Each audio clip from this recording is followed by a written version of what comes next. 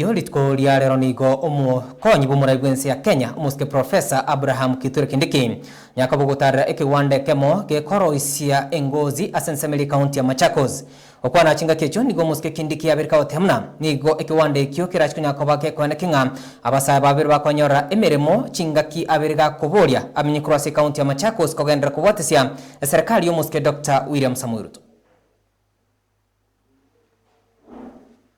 Tuko na mpango wa kuhakikisha kwamba tutaongeza ile mapato ambayo yanatokana na mifugo na hiyo sekta ya ngozi kutoka shilingi bilioni 15 kwa mwaka hivi sasa mpaka bilioni 120 bilioni ili kubadilisha idara ya ufugaji na kuongeza pesa katika mifuko ya wananchi.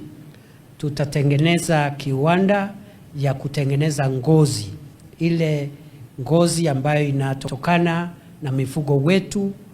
Hiyo ngozi itakuwa inaletwa hapa, na ikiletwa hapa itakuwa inafanyiwa utaratibu ili iweze kubadilishwa ikuwe vifaa kama viatu, mishipi na hata begi za kubebea bidhaa.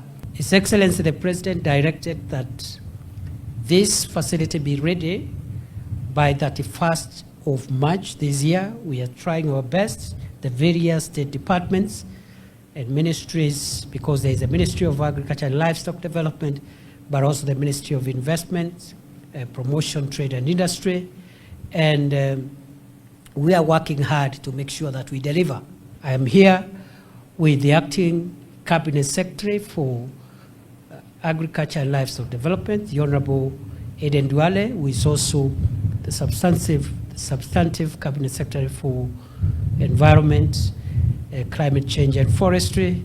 The PS is here for Livestock Development, the PS for Devolution, and also we are here with senior officials, including the CEO of the Kenyan Leather Council, the CEO of the EPZ, and senior officials from the Ministry of Agriculture and Livestock Development and other stakeholders.